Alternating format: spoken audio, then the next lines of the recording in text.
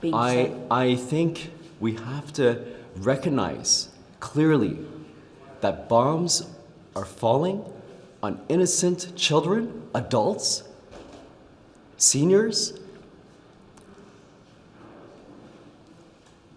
being launched from the Israeli military. We need to recognize that. But the Prime Minister, are you saying the Prime Minister isn't recognizing this? Because he is talking about I'm the not saying that, no. But what should Canada do? The day before yesterday, the Prime Minister gave a 12-minute address in the House of Commons. And he said clearly that international law must be respected by each and every party, including Israel. There are Geneva Conventions. I myself was a soldier in the Canadian military. I was trained in the Geneva Conventions. There are rules to war. Do you think Israel's breaking those rules? I know that civilians are dying. Do you think Israel's responsible? And if I responsible? was behind an artillery cannon and I knew this would fall on hospitals and schools, I would not push that trigger. So you believe that Israel launched the attack on the hospital yesterday? I'm not saying that attack, but there have been about 20 hospitals that have been hit during this strike. This war, butchery, is what it is. We have to understand the numbers that we're dealing with. 1 out of 500 people. When are we going to stop this? Look at the House of Commons. If you have one member killed out of that chamber, how will this chamber, this country, react? I'm not going to claim to have the grand solutions, okay? But I'll say that everybody in the region has to work together to create a viable Palestinian state. Until that happens, nobody in the region will have peace and security, unfortunately. Both Jews, Palestinians, and Arabs. There will be, unfortunately, we know this intellectually, nobody, regardless of faith background, will have peace and security in the region. This has been going on for 75 plus years. You know, I'm not gonna stand here and say exactly what the government should be saying, the Minister of Foreign Affairs and the Prime Minister. I think you have to ask those questions to the appropriate people. But my duty, I've said it right now. I've shared it right now. There is a humanitarian disaster happening. We are all people, we're all humans. We have to recognize this. Vous avez dit qu'il faut nommer les choses. Est-ce que Israël commet un crime de guerre, des crimes de guerre? C'est une bonne question. On doit poser la question. I was not even aware when standing here about the numbers of people dead. You told me 4 to 5 million. I'm just saying, you guys are journalists. You're on top of this issue. I don't have the full facts in front of me. You know the numbers better than I do. So for me to answer this question, I can't answer these types of questions without the full details in front of me. These are serious legal questions, questions of law and fact. I don't know the exact number of people that have died. I know that it's massive. I know this is not the end. We are only just buckling up our seatbelts. What does that mean? We buckle our seatbelts and 1 out of 500 people are dead. At what point does this nightmarish car ride end? How many passengers are going to die?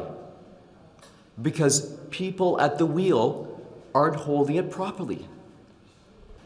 Our government and myself have been extremely clear that Hamas's attacks were abhorrent and caused this moment we're in, escalated the situation.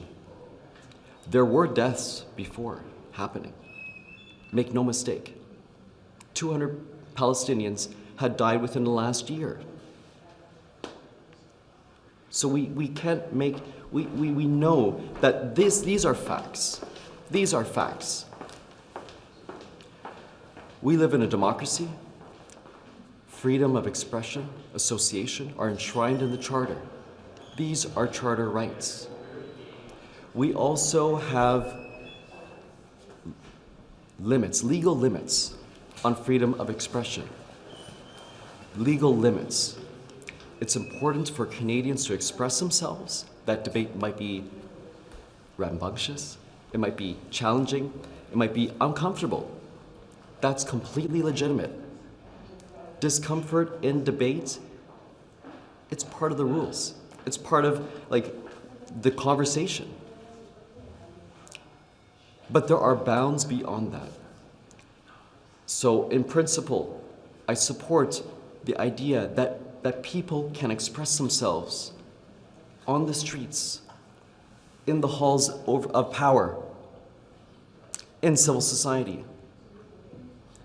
And while people are doing so, it is critical that people understand the limits. My own sister-in-law was going to school, bringing my niece, 9-year-old niece, to school. She was accosted on Monday. 2 people gave her the middle finger, different people, not in the same group. They followed her. She did not make it, neither did her daughter make it to school that Monday, this Monday. That is unacceptable expression of speech. Unacceptable expression of speech. Why did that happen to her? She's the only member of my family that is visibly Muslim if you look at her. I've been to Jerusalem and the West Bank and to Israel. I've been to the region. I spent 2 weeks there. That was 5.5 years ago. I went there through a bridge building between Jews and Muslims. Jews within the mainstream of Israeli society, not in the fringes, on the mainstream, within the mainstream of Israeli society. What I saw while I was there 5.5 years ago, in a time of peace, there was a tension in the air. Jerusalem is a beautiful city. There's spirituality, people, 3 different peoples, 3 different faith groups seeking the same thing, spirituality. And there's a tension in the air. Both are currents moving throughout the city at the same time. But what I noticed while there, that there were few people who were standing together, bringing society together. Few. It's very difficult in these times of stress and tension. And people don't like me talking about this sometimes, because people just want to hear themselves validated. He said, she said, they did, this person did, that group started, didn't. This date, these numbers, hospital destroyed by so-and-so. This, for me, these are questions that should be debated. But we need to have people who are courageous, who lean into the conversation, right? Not like wrecking balls, but lean into the conversation and take the hits and are nudging it in the right direction. Is that what you're trying to do today? 100%.